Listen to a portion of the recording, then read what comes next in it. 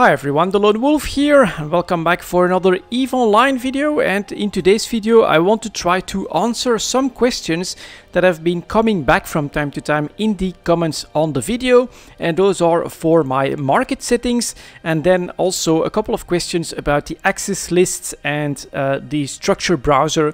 Basically, if you're like a new player that wants to set up your first structure, how the hell do you make sure that it's your corporation that can use it, your alliance, or how can I set up a public station? Things like that are asked from time to time, and I thought I would try to knock all of that out in a video. So we are going to start with the easy stuff. Those are my settings for the market. This is of course mostly asked when I make EVE talk, because well, they are pretty clean charts, and I must come clean on this as well. This is not me that has figured all of this out. Years ago when I started making EVE talk, I used the regular settings and it was a real mess. So let's get started here. Let's maybe take Plex as the item that we're going to select, because you do have to select an item in order to get within the settings windows potentially. And we'll start with just showing the market data, because that opens up your first option that is for all of the ranges and things like that. So price is not marked on, jumps is set to from 0 to 0. That is actually what gives you that filter, so that you can only see what's being sold within the system, which can be very handy, especially of course for EVE talk. That's often dominated by GTAF 4.4, or where GTAF 4.4 basically does determine the situation of the market. Quantity is not shown. High sec, low sec, and null sec are shown. I think it does make sense to discriminate in that when it comes to information. But of course, yeah, if you never want to risk having to go to low sec or to null sec to pick up your items, you can get rid of those. Sell order deviation is not put on, buy order deviation is not put on, and mark my own orders, I think it shows them up in blue so that they become very recognizable. So these are basically the settings for the market data, and what this does is that it allows you to see everything that's being sold and bought within the system. And so you can see that everything is being sold within the station when it comes to Plex, but someone accidentally probably went to the Caldari Business Tribunal at GTAF 4 Moon 4 and set up a buy order there for 1200 Plex, and you can see that buying within the station is shown in green, and this one is still within the range, but it's very recognizable that this one is not within the station itself. If I click on this, then we increase our range, and you can see that the Perimeter Tranquility Trading Tower, just one jump out, is definitely starting to be very, very important in the Plex trade itself. You can do the same thing for the buyers, and you can see in fact that the best buyers, the highest buy prices, are now coming mostly from the Perimeter Trade Tower as well. I don't know the exact range of this, but it's actually pretty far. If you know in the comments what it is, definitely feel free to post that there. But if for instance I take the Tritanium market and I don't use the filter, you can see that we get actually a sell order at a disc, 11 jumps out. That is supposedly the cheapest one. So I think that for this reason it's very handy to have that filter. Lots of sell orders, 4 jumps out as well. Here's one 5 jumps out, another one 11 jumps, and the same thing with the buyers here. You can see that there is a substantial range, and this can make it rather hard to find a lot of information for the local market that you may be interested in. And then of course next to that, we'll go back to the Plex chart. We have the chart settings, which might be more interesting for some of you guys. It's actually also not that difficult. What do I have marked is show animations, the dynamic y-axis, show the 5-day moving average, which is the blue line that you can see here, show the 20-day moving average, and I'm actually gonna maybe make that a little bit larger. Show the 20-day moving average. Nope, it's this one. 20-day moving average, that's the brown line, so that one is a lot more smooth because it's the 20-day average. Median day prices are of course the orange dots, and then show volume and show the legend, that's these guys right here.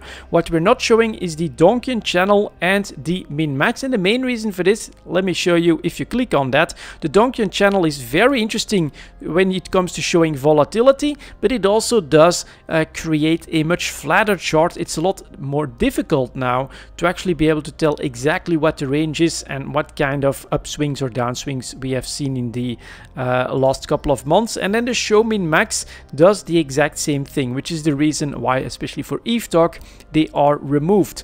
Down here you also have a slider, of course, that can show you a different time frame from the last month, the last 6 months, and then all the way up to the last year.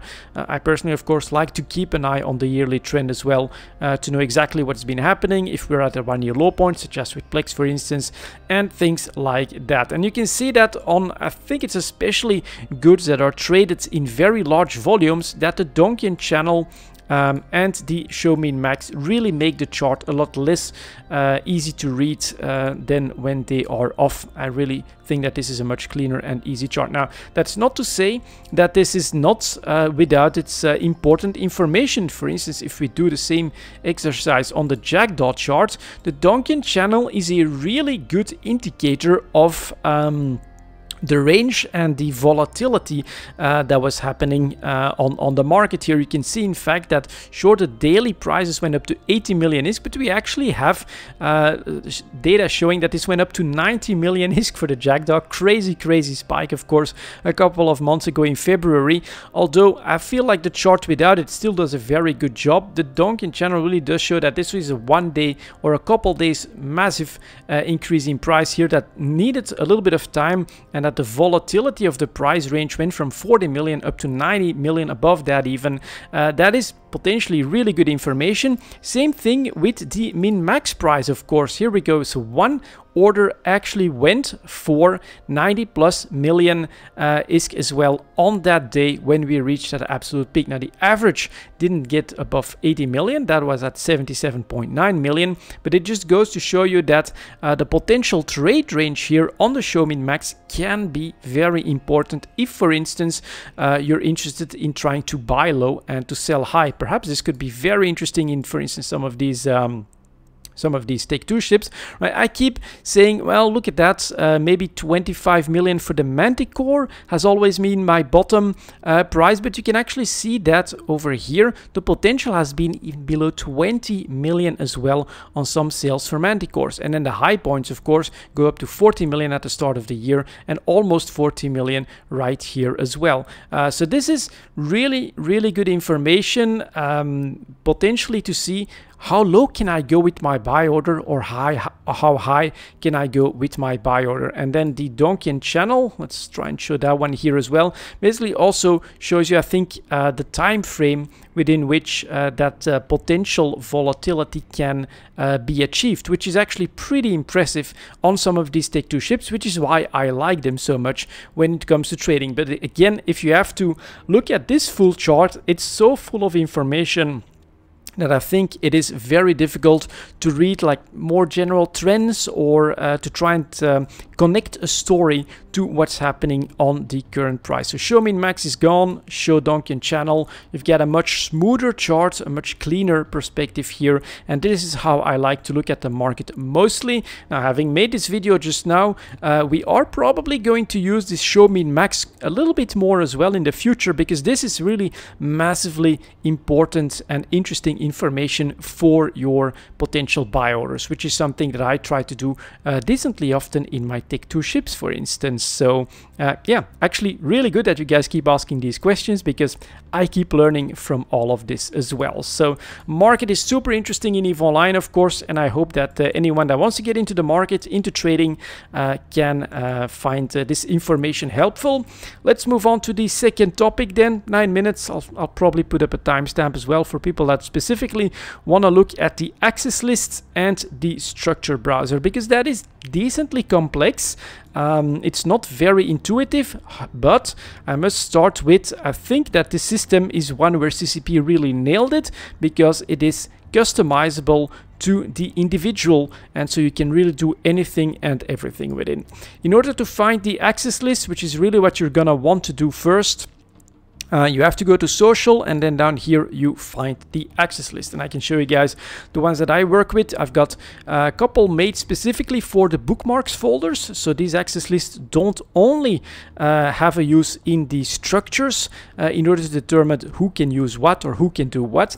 It also has a use potentially for your shared bookmark folders, which is why I have a bookmark alliance where I'm the admin and the Lone Space Wolves is added. This is of course my entire alliance. I also have a bookmarks me only. This is me, I'm the admin, and whatever this list gets put on is only accessible by me. If you want a structure that is your private structure, your private hideout, you have to make an access list like this one, where there's only you as the member list, or maybe everyone else is set to blocked or something like that. Then of course I also have a bookmarks public if I ever want to share something with the entire public, but even before making this one, I already had a public access list, which is the one that I actually use for my structure. I want everyone to be able to use lots of these facilities, and everyone that Vortex, the Lone Space Wolves, or my corporation gets put on the ban list, and I'm not about to remove these guys for now. They are staying on that, and so this is my public access list, which I use for the structure. Maybe something of note as well, local administrators, if I'm not mistaken, this is created by the system itself, so I don't use this one, but I don't think I can even, I could actually delete this access list if I wanted to. I don't manage this too heavily, but yeah, it's there as well. And then this is actually a lot more important. If someone else creates an access list and makes you a manager or something like that, it will show up here as well. There's a little bit of space in between these, so these are the ones that I made myself, and this is one that Milora Anstian actually made me a manager in here, so I could do stuff with it, but she's the admin. He or she is the admin, so I definitely don't use that Mizu access list. Be very careful, of course, with this. Someone could try to trick you. Make sure that the access list that you create is also the access list that you use once you apply it to a certain structure, for instance. Just to show you guys the process very quickly, you can always make a test access list.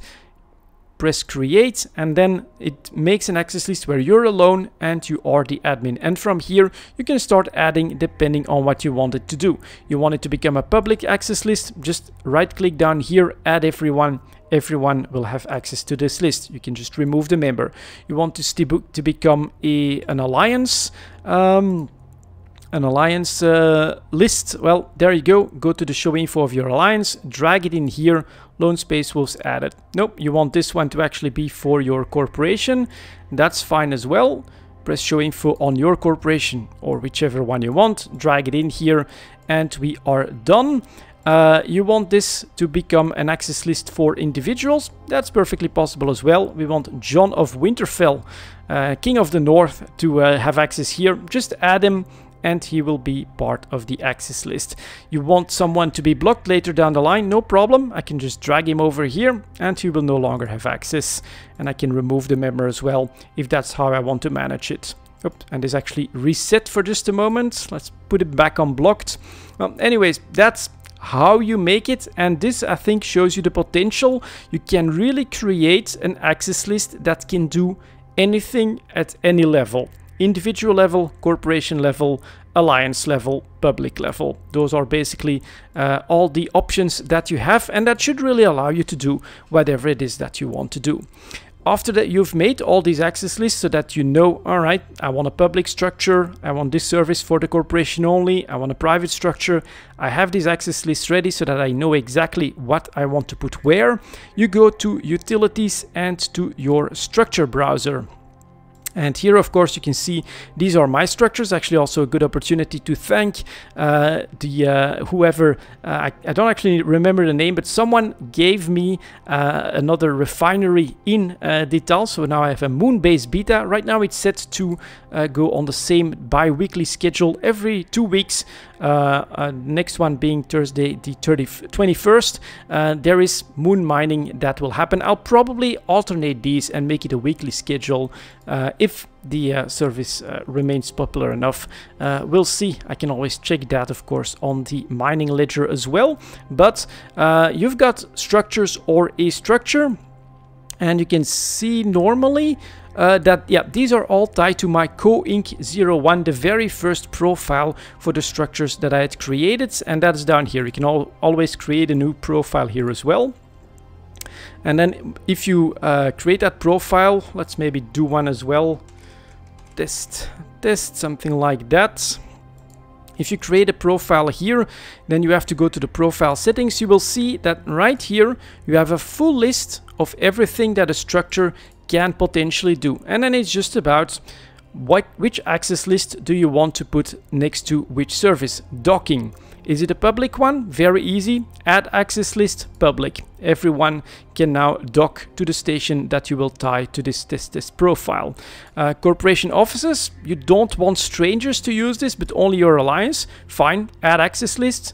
Bookmarks alliance. Only the alliance will be able to create corp offices within your structure. You could also set a price here. Next up, control. Well, that's really for your corporation only, not for your alliance. Okay, so we've got a co-incorporated or a corporation only. The names really depend on you. Access list, it's added here. Control, only my corp members. For the clone bay, that's something that if anyone can do, or maybe just the alliance. You don't want the enemy to have jump clones ready within your structures. There we go. Alliance only. Industry though, if they want to pay you, that is absolutely fine. Well, each one of these, right, all the different services, you can add an access list to them. So this one is going to be public. And hybrid reactions, that's maybe only for the alliance. There we go. These are, again, very, very customizable. You can set everything. You can set the tax rates as well. Works absolutely fine. Same thing with the market. Same thing with navigation, and finally with reprocessing as well. And then once you've tied the structure to that profile, there we go. That should be all the settings, and it should do exactly what you want. Now I'll delete this profile since we're not going to use that. And just, do I have unsaved changes for the current profile? Do you want to navigate from it? Yes. Okay, and then I'll go to my current profiles. You can see I have all the structures set on the same profile. I'll go over these as well just to show that to you guys. Docking access public. Anyone can dock on the on my structures, of course, except for the guys that have wardecked me. So those go on the ban list. For the corporate offices, it's public. For control, that's only for co-incorporated. I don't want you guys to man the guns or to start firing the weapons or anything like that. Then we've got the clone bay, that's public. We've got all the industries that are set to public, the market as well. Navigation, I just set that to public to take a look at that. I, of course, don't have an upwell jump gate or an upwell sinusoidal beacon. Would be very cool, of course, if I could create a public highway through Nullsec in EVE Online, but I think that's going to be rather difficult to actually make happen. And then for reprocessing as well, it's set on public and the tax rates are visible here. One thing to note, of course, the minimum tax rate now for the market is 1%, and I receive 0.5% of that. The others go into an ISK faucet. Is it? No, an ISK sink, actually, not a faucet. It removes the ISK from the game. But this is actually really a good thing as well. This is now the minimum, but it's helping me pay the fuel bills quite nicely. So this is the minimum that you can set it on. Same thing here with industry. I put it at 0.1%, the lowest possible, but I also still want to have a little bit of a feeling of what kind of a size of industry jobs are people putting up there, so that I also have like a little bit of an idea if I need to perhaps give warnings or something like that under a war deck. That's just why it's at 0.1. Clone bays are free, offices are free, and then docking, of course, is always free. You can't ask for a docking fee at the moment in the structure browser. But yeah, that's basically how you create the access list, tie those through a profile on your structures, and within this profile you have all the different services that you can give individual access lists. It's a complex system, and the first time it is going to be a little bit of a trial and error, but it is very, very well made, very performing. It does everything that it needs to do, down to, as I've said, the largest alliances, and down to the individual level. You can customize everything to that degree, which I think is exactly what we need for all of this. And there you go, guys. I hope that this can help some newer corporations out there that are planning to get their first structures going, to find their way with the access lists and how to set up their structures the way they want. That's also going to be it for this video. Thank you very much for watching, and as always, I'll see you next time.